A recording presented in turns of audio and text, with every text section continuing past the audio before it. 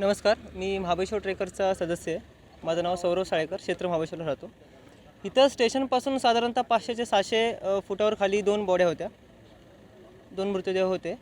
आणि एक मृतदेह बाजूला पहिला रेस्क्यू केला तेव्हा मी खाली पोहोचलो आणि दुसरा जेव्हा काढला तेव्हा तो असा पलटी होता, म्हणजे तोंड खालच्या बाजूला होता. मध्ये झाडं वगैरे जास्त आहेत त्याच्यामुळे त्याला काढायला थोडा प्रॉब्लेम होता, कारण ते ओव्हर अँगल होतं, असं सपाटीवर होतं, उभं राहायला चान्स नव्हता. ते बॉडी वगैरे पॅक करून 4-5 जण धरायला होती. थोडंसं स्टेशन वगैरे व्यवस्थित बांधलेलं होतं, त्याच्यामुळे रिकवर करायला थोडंसं. साधारणतः किती खोल दरीमधलं ही दुर्घटना आहे? गाडी किती अजून खाली असेल? त्या टप्प्यापासून साधारणतः अजून 400 ते 500 फूट खाली असेल. म्हणजे टोटल इथून जर स्टेशनपासून खाली बघितलं तर 800 ते 2000 फूट खाली खोली आहे ह्याची. किती मृतदेह बाहेर काढण्यात आलेले आहेत आणि कशा पद्धतीने या ठिकाणी बचाव पथक ते काम करतात?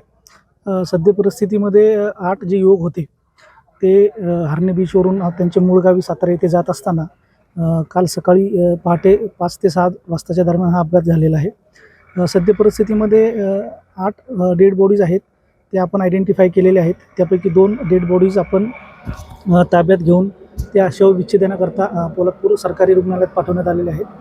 उर्वरित जे डेड बॉडीज आहेत ते आपण दरीच्या खालून रिकवर करणार आहोत.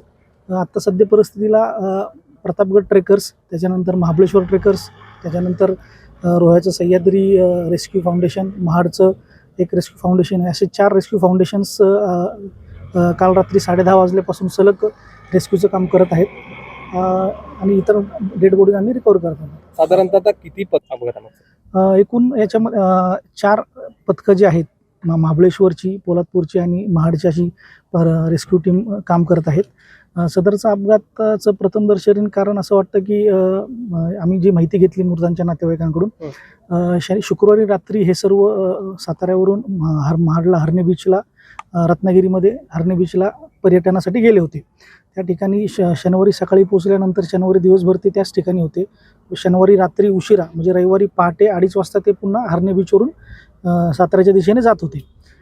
थोडक्यात असं वाटतं की झोप लागली असेल ड्रायव्हरला कदाचित, त्याच्यामुळे प्रवास जास्त झाल्यामुळे डुलका लागल्यामुळे ते दरीमध्ये गाडी कोसळलेली आहे.